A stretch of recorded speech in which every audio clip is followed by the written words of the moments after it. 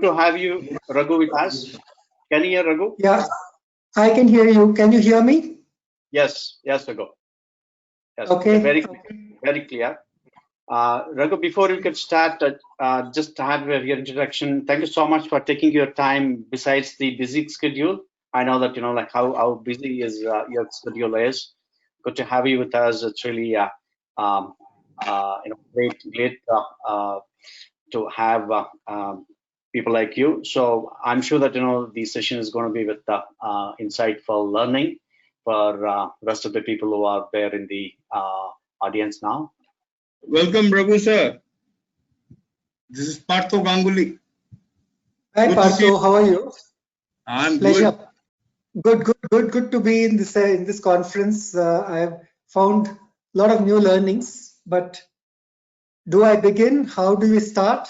Before we could start, it gives me an opportunity to introduce Raghavendra K. Raghu.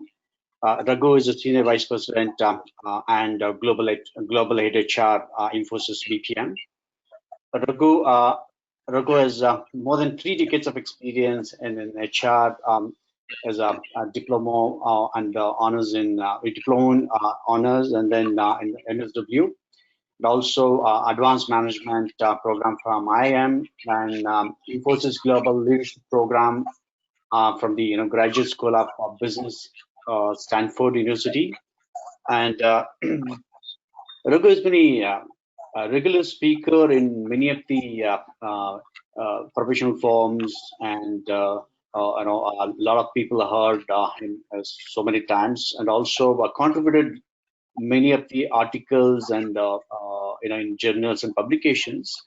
And what Raghu is known for, aligning HR's functions role to detailed business plans, and development of HR competencies, managing cultural diversity and change management, created a strong synergies between performance management processes and employee development platforms, ensuring Infosys readily available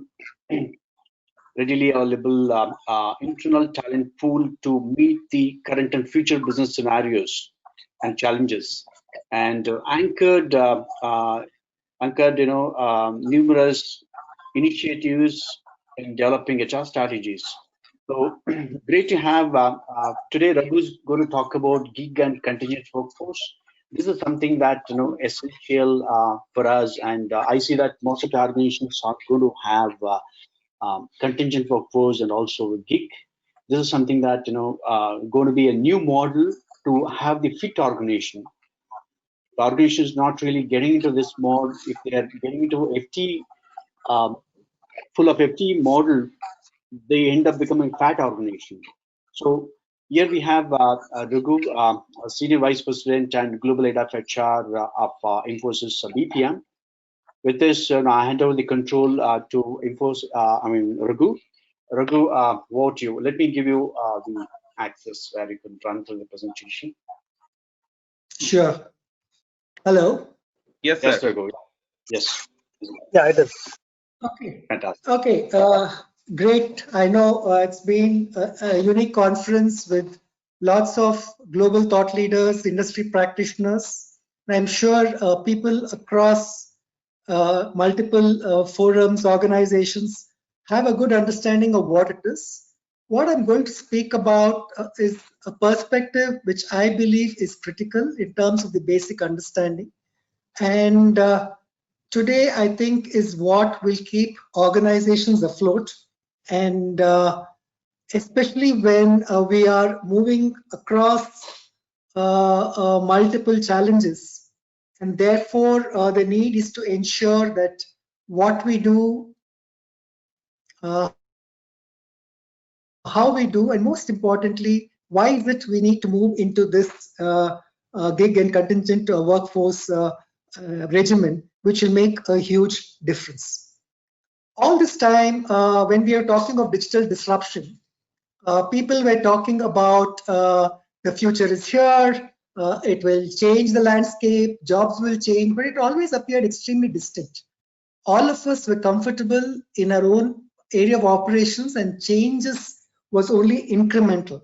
But when we look at it from a different context, while digital disruption itself was rapidly changing the way businesses should have been running, I think a good wake-up call was in terms of how COVID has jolted us from a slumber to make things different.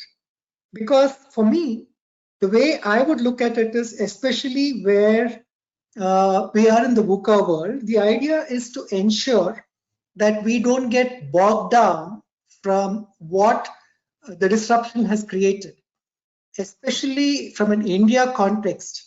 Even before the formal curfew was announced, lockdown was announced, we had huge challenges in terms of running our operations. And I think many organizations who actually understood what it would mean in terms of working in a virtual environment looked at VUCA as in terms of velocity, in terms of being in a unique situation, and ability to co-create solutions which the client liked, and in an extremely agile manner. I think the focus for us is to look at what is it we should be doing, move and sail as we must to a destination where we just don't stand and wonder what or how things need to happen, but expect the unexpected and look at the storm impacting us to take it to the next level. For us, the need was to hit the ground running, and more importantly, leverage whatever little of automation we undertook, the ability to look at the digital era in which we operated. In addition to all of this, we also noticed governments becoming extremely nationalistic, and therefore it actually was a constraint on mobility of labor in terms of actually being, especially for organizations which operate from across the globe, how or what is it we could be doing differently. And therefore the need was to also, in addition to the digital disruption, we had the challenge of nationalistic governments across the globe, without an exception, in almost every country, including India. And therefore, for us, the waters were indeed extremely choppy, and the focus was how we need to overcome this. And then comes the COVID. I think the COVID actually is the biggest CIO, if I may say so, because everybody then understood, realized they need to be a lot more agile. People who organizations which prided themselves with very agile talent acquisition processes had a huge buffer. Request people to go on mute because it upsets my train of thought. Thank you. And therefore, for us, it was to look at how or what is it we need to be doing. I don't have to talk a lot in terms of how things have changed, because especially in the metros, people are aware and from an India context, I'm sure it could be the same, say in Manila or some of the large metros across the globe, whether it's the Gulf, in the Americas. And during peak hours, the commute is crazy. The focus was to have offices which could accommodate each one of us. All of us had huge aspirations in terms of being seen, being visible, being outside, and in terms of actually aspiring for more and more and more, whether it was required or not. And one thing, as an HR person, I always believed that it is so good to have a face-to-face conversation with people, while today all of the world which we lived in has actually turned topsy-turvy. And today we have realized that it is absolutely okay to work from home. It's okay not to wear branded clothes. It's okay to live with healthy food and all of that. Virtual is what the way is. And for me, the way I would look at it is that this is something which will continue to evolve more and more and more in terms of what and how things will change from now.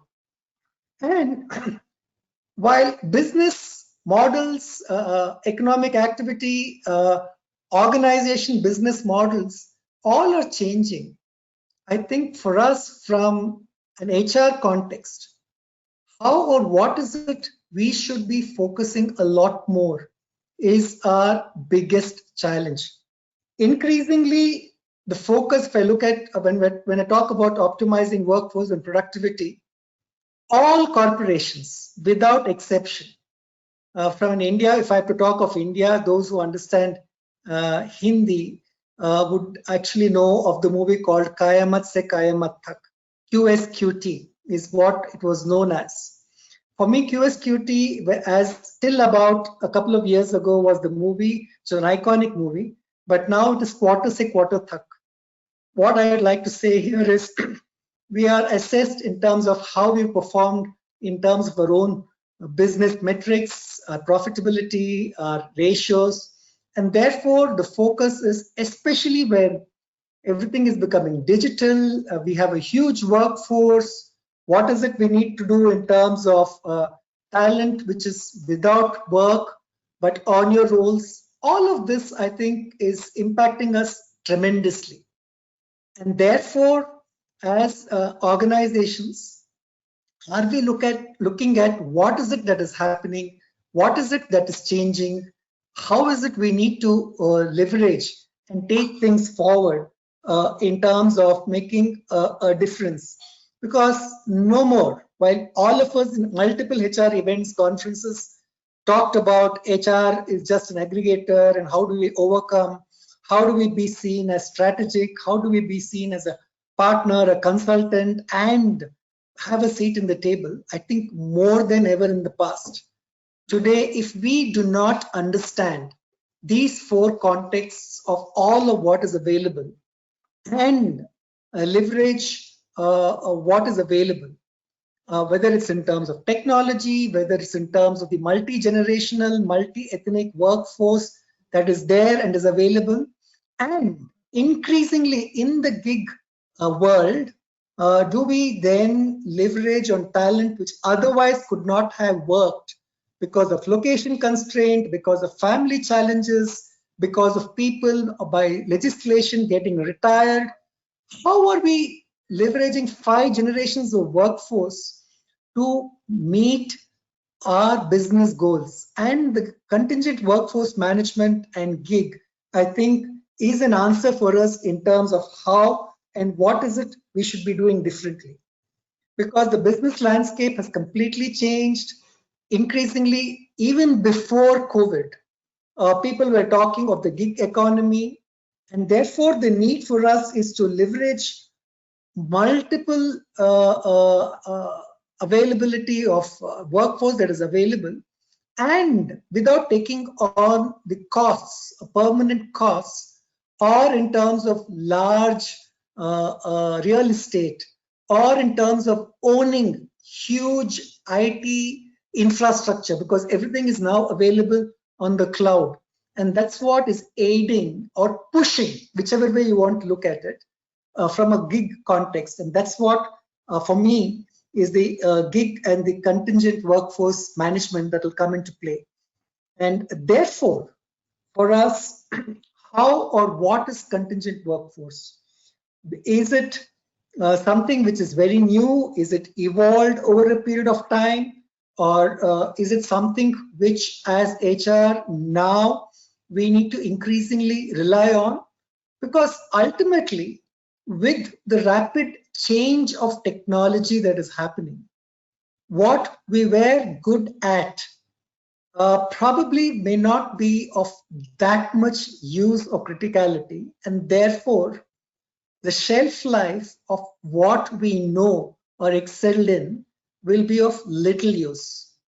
And therefore, the concept of hire to retire, careers for life, and loyalty, which was given very high premium. I'm not downplaying those requirements, but where the world is changing with the click of a button, as HR, are we trying to find more meaning not getting overawed or dismayed about the gig economy where nothing is permanent, but providing a sense of direction where the gig workers are and will be coming into increasing relevance in the economy as we move ahead.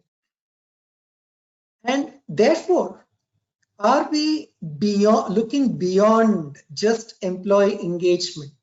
Are we looking beyond payroll? Are we looking beyond things which was non-negotiable in terms of laying out a full-fledged lot of efforts on careers to looking at what's happening outside, while the people, the individual, the personal aspect should not be forgotten, because ultimately, whether it's your permanent workforce or people who are part of the gig economy, if I don't treat her with respect and dignity, don't instill a sense of purpose, then even there, if I say only technology will work for me, then as a function, as HR and as an organization, we will continue to have challenges, because you may be paying top dollars for people, but if you don't value people as individuals with the social world, with everything and anything being public,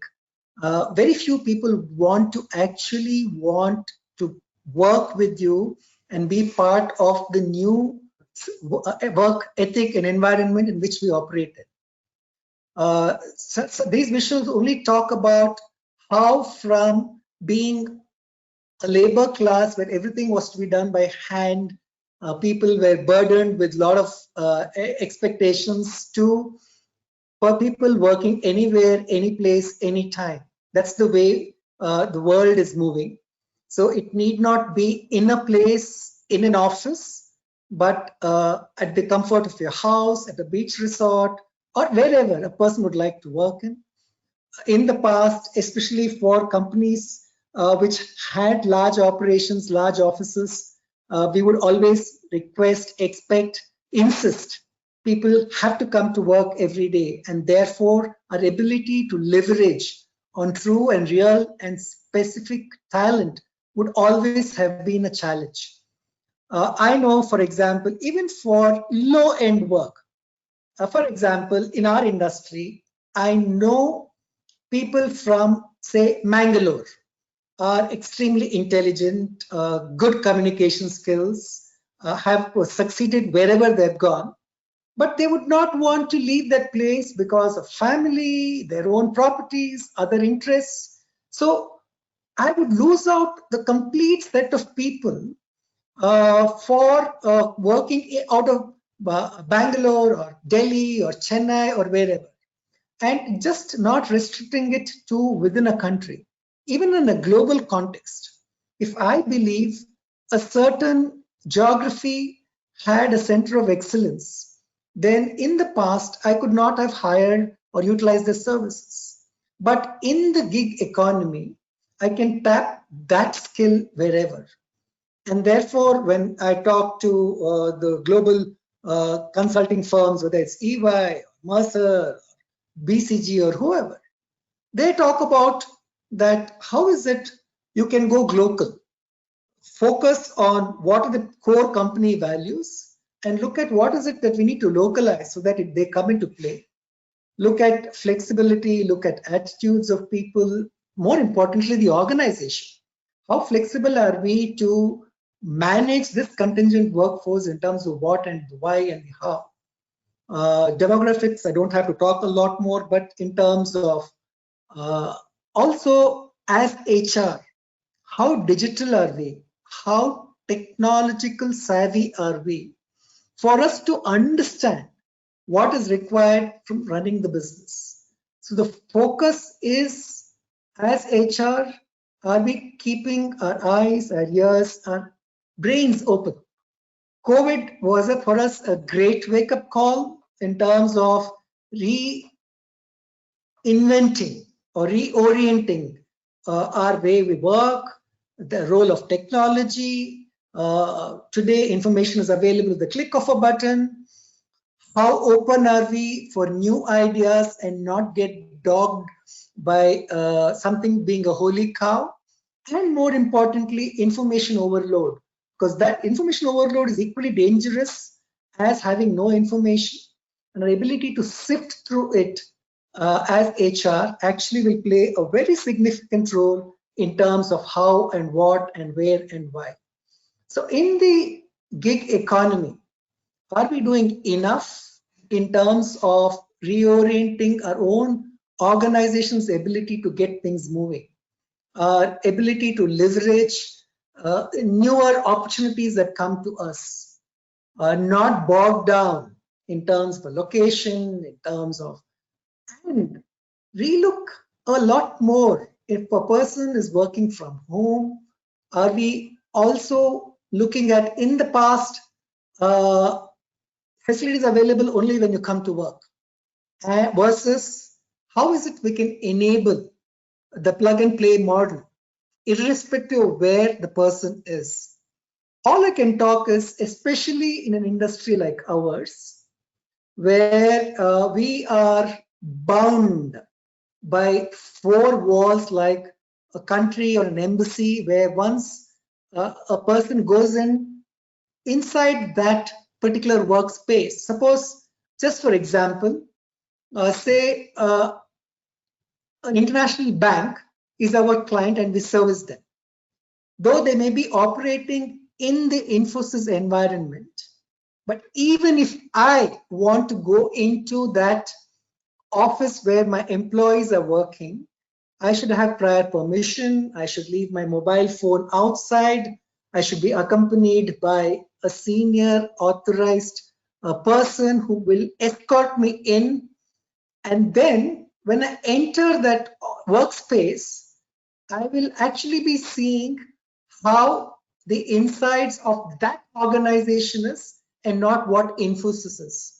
So that is the environment we worked in, and we thought it is impossible for us to work from any place, anywhere, from home, from my village or wherever, to a situation where today, initially when India announced the lockdown, more than 60 to 65% of our clients said, sorry, you cannot take or work from your home. People should come back and work in offices, otherwise we don't give you work. And to a situation where their organizations, their countries, in their geographies also got impacted.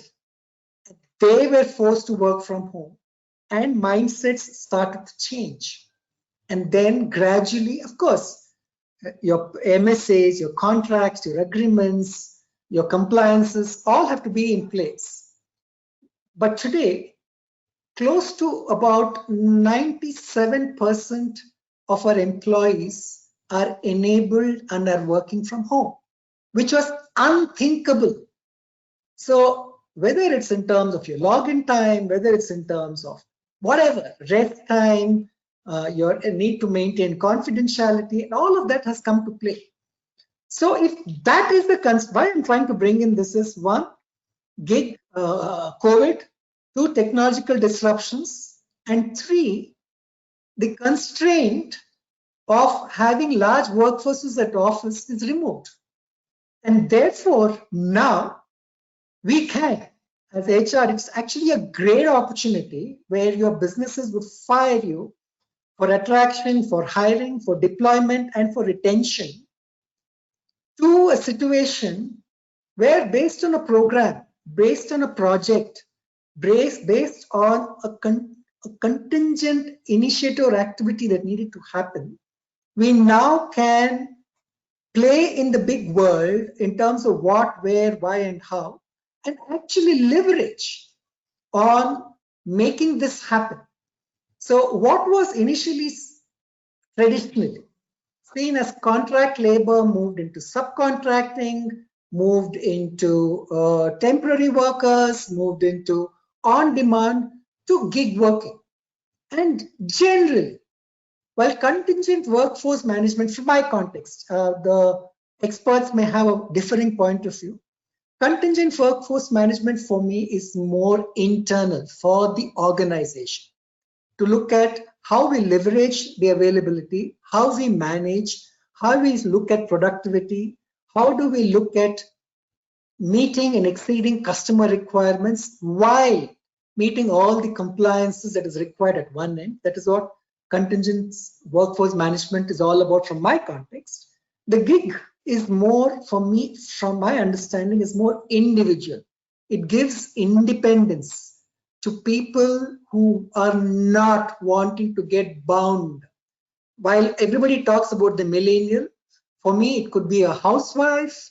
For me, it could be a retired employee. For me, it could be someone who would like to work from his or her village, and people with very niche skills who will be bored doing the same work over and over again. So while gig as a concept was looked at high niche, high skilled technology related activities, I think it can get further expanded. For example, take Zomato, or take Ola, or take whatever. It is a form of where people will devote certain amount of their time. So it is just not technology, it is just not skill related. Or take, for example, an event management company. In the past, say, let me take some name like LBB, Little Black Book. They're 100% looking at events and looking at online.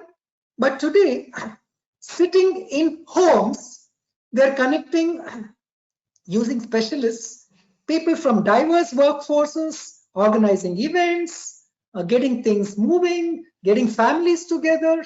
So it can happen anywhere. And it is just not a service industry. It is just not a technology-led industry. Look at hotels. Look at restaurants. I want to eat kachoris from Kota or Agra ka Petha. Now technology has enabled all of this. There are people who specialize in this and work till the task is done. So contingent workforce management is the big pie, as I what urgently showed, and gig for me is a subset of it.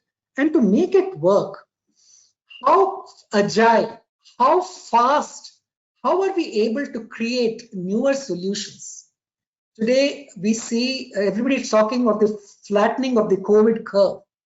But I think the efforts that is going on is stumbling. We are learning newer understanding of the COVID as an industry, as a disease, as in fact highly contagious, to the VUCA world, where, as I said, while people may call it very volatile, uncertain, complex, ambiguous, I would say it is velocity, the speed at which we are able to make things happen, to leverage the contingency workforce and the gig, how to adapt the gig work economy, or in terms of the unique situation daily we are finding ourselves in, our ability to co-create and leverage the contingent workforce and being agile. For me, VUCA therefore is velocity, is unique, is co-creating, and being agile.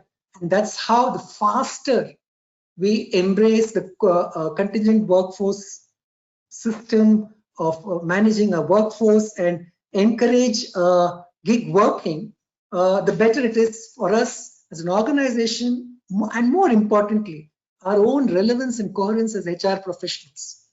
Because with the click of a button, everything is available, whether a person's from business or from operations or from sales. But where I think we as HR professionals can make a difference is in terms of our ability to understand the business and bring in that element of individual meeting of requirements, aspirations, just small things. If we can make that happen, use an enabling environment, because from a business context, your CFO will automatically tell you, if not today, definitely tomorrow. He or she will tell you you're overstaffed, there are too many people available, see what you can do it on a project basis or on a task basis, and get that rolling. Initial investments could be high, the pain and pressure of making things happen will be a lot more effort. But as HR professionals, if we are going to make things happen, I think we can, instead of just feeling terrible that what will I do, how can I face my employee, to a situation where you create a lot more opportunities for the organizations, for individuals.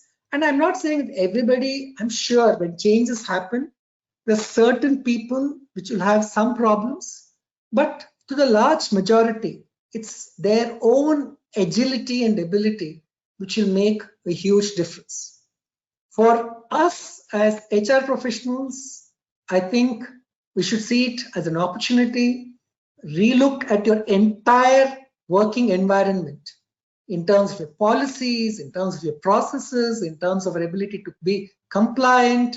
How is it we reskill and upskill? What is it we're going to do in terms of getting our universities, our education, our academia, and everybody else who plays a role in preparing talent for the future, while looking at the experienced, skilled people who may not be that agile in terms of adapting.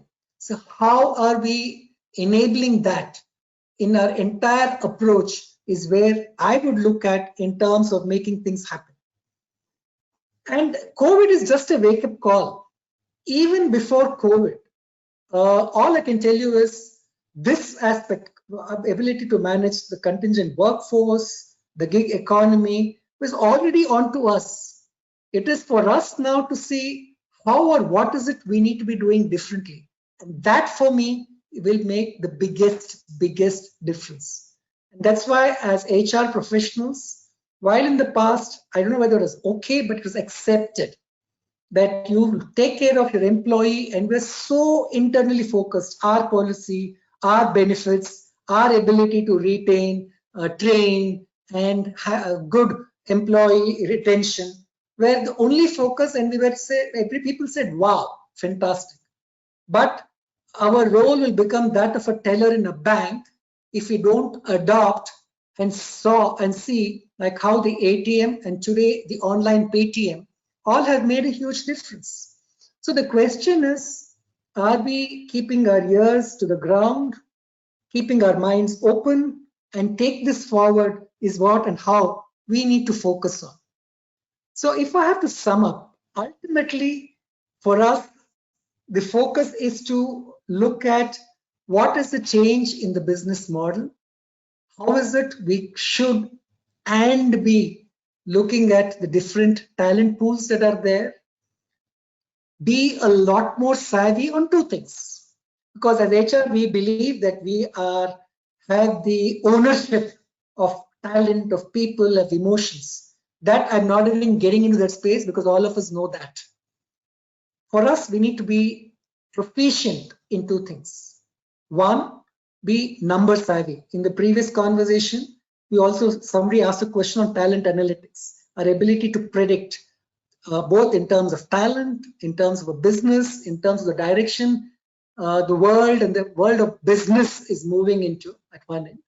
And two is our ability and with how much of agility we're able to adapt the nuances and requirements of technology. I think in addition to the basic fundamentals of people and emotions and all of that, I think we should look at these two things. Yen for numbers and becoming technology savvy. Only then you and I will be more successful and being relevant in the gig economy. To very quickly work within your organization, with your trade bodies, with government, to see what is it that is required.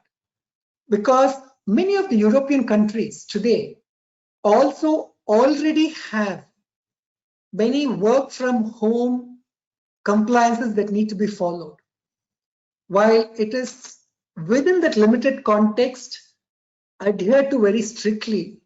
But if that is going to be the way the world is moving towards, then are we actually moving ahead so that when laws get framed, not by someone sitting in the powers or corridors of power in Delhi or Washington or wherever, but as professionals, if we can go and co-create what it needs to be to manage this economy and take on the changes that are happening and move and adapt so that we truly navigate and experience our next to be ready in the contingent workforce and gig economy and be able to manage and be on top of that. So with this, I pause in terms of what I had to state. I know this can go on for quite some time, but the fact is, in a virtual event, because not too familiar, that is another thing which I need to master, where I could have taken a lot more questions as we spoke, but then there are a lot many more people and you've got a busy schedule. I thought I'll run through my thoughts, my perspectives with the help of this presentation. And I'm sure it's only touching the tip of the iceberg. There's so much more for us to work and make things happen. But as workforce leaders, as HR professionals, the sooner we acknowledge, adapt, adopt, and act that this is the new real, the new normal. If you don't adopt to that and start being seen, we will become like the teller in the bank. Thank you. I pause here for questions, and the house is open for questions. Thank you. Thank you so much, Raghu, for a very concise presentation, very informative. I put everybody to sleep, I believe. No, they're all in mute, so they can't disturb anything in between. So it's okay. Thank you. We have Lalit. Lalit, go ahead. Sure. No, Raghav, I just want to confirm that you did not put us in sleep at all, and you gave us a new, very much insight, and I think most of the points which you mentioned is made totally sense. The only curiosity I have, and since I would say that this is maybe because this thought is coming because mostly I've spent most of my time, my professional career in workforce management, and workforce management works hands in hand with HR.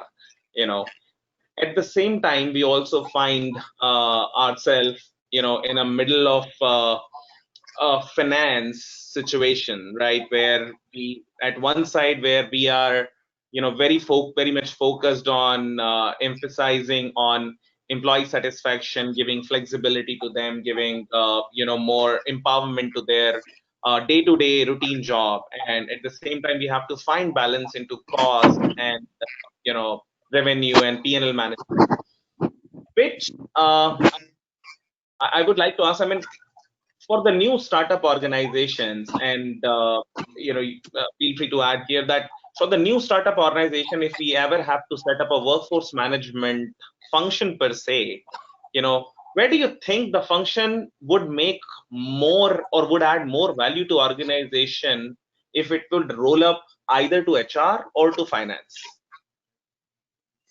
See, let me put it differently. When you're talking of a startup organization, it will be a group of, that's my understanding, it will be a group of individuals who will begin small and who have a common vision of what is it they want to achieve, especially in a startup context, where there will be very few whom you would need to get as part of workforce or as a gig person and provide the context of what is it he or she is expected to deliver. Only when the startup starts becoming bigger and larger do you need to assign whether it should go to HR or whether it should go to finance, because initially, whether it is lifting of boxes or in terms of coding or in terms of contacting your supplier or in terms of it's done by one or two people only.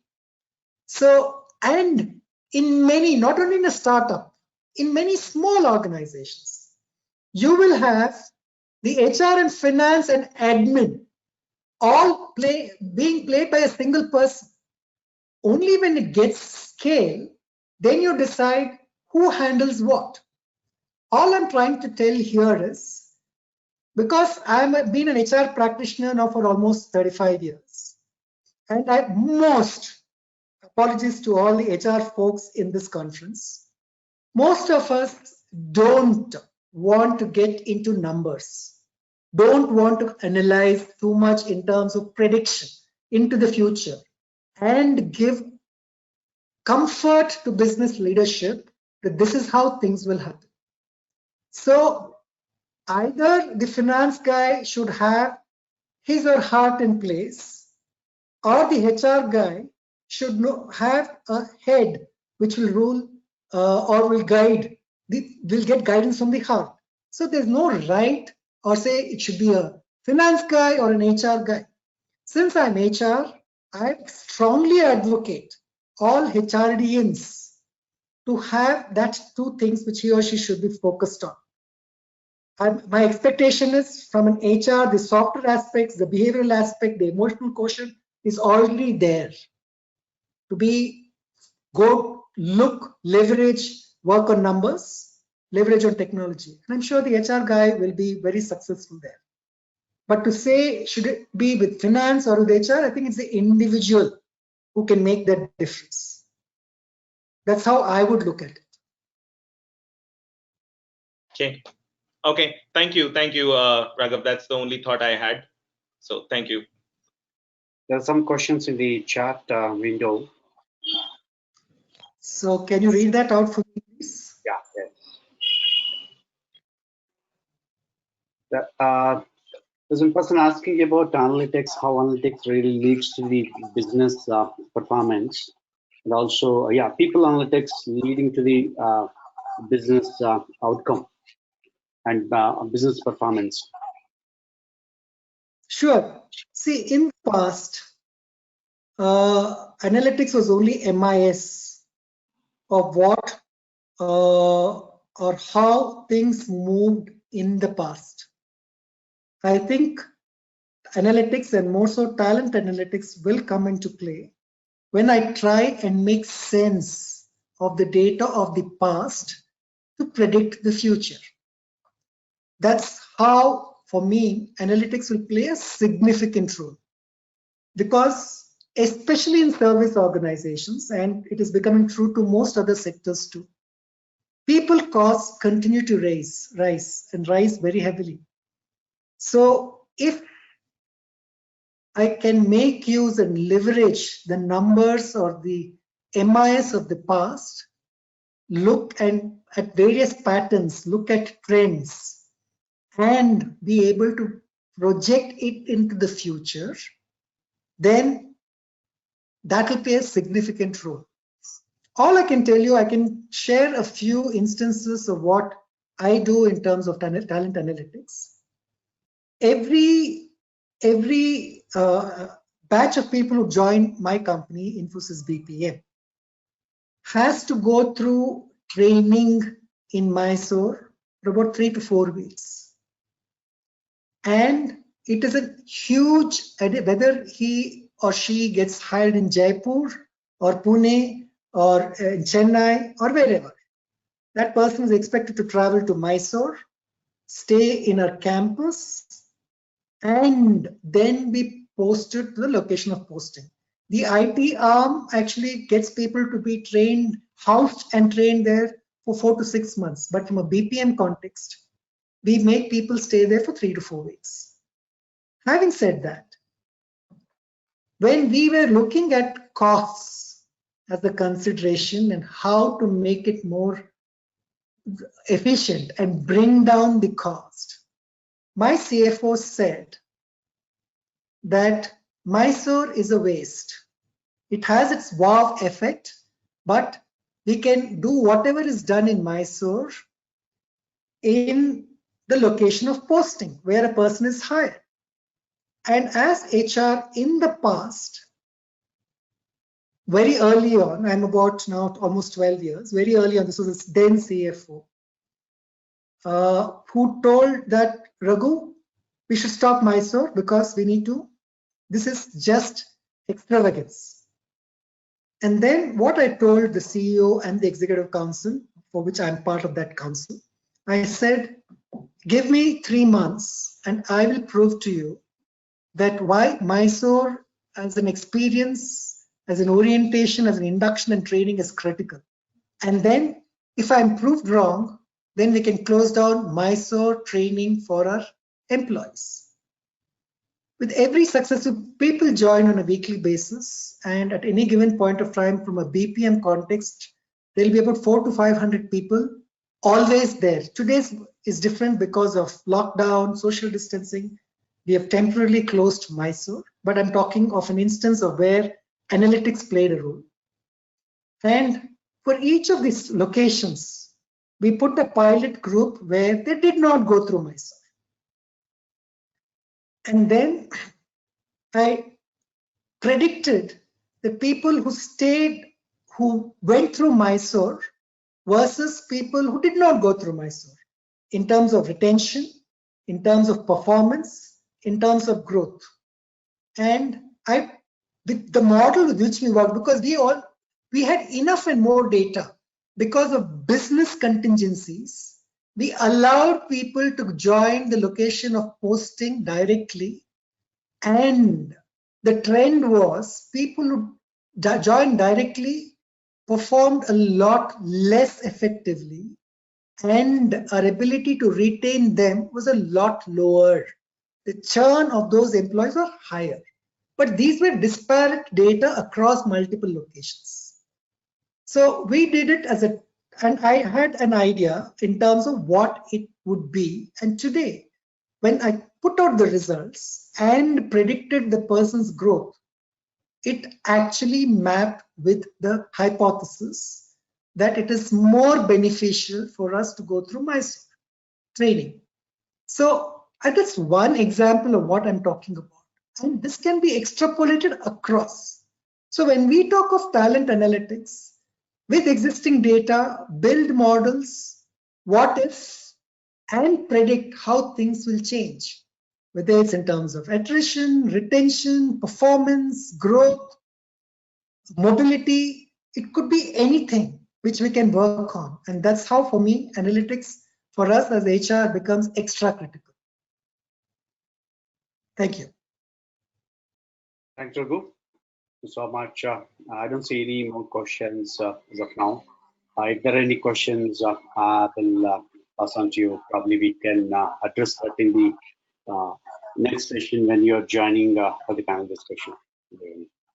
Okay, sure, absolutely. If there is anything, I'll pass on to you. Absolutely. Thank you, folks, for being a patient audience. Yes. Partho. Yes, I just wanted to say that I differ with the first slide that you used. Don't direct the wind, because in the last about 17, 18 years that I've known you, you have directed the wind for HR. And we've all had very smooth sailing because you were directing the wind. Thank you so much, Raghu sir, for associating with us, sharing these wonderful nuggets of wisdom.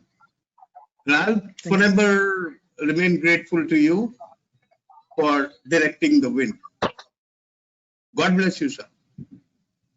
Thank you, and thanks for everybody for giving me this opportunity. I'm sure there'll be a lot more perspectives. You can write to me raghav_k@infosys.com, and I will respond to you. Thank you once again. Wish you all the very best. Thanks so much, Raghu. It has been an immense pleasure having you with us. Looking forward to seeing you in the panel discussion in the evening. Sure. Great. Thank you so much. Thank you.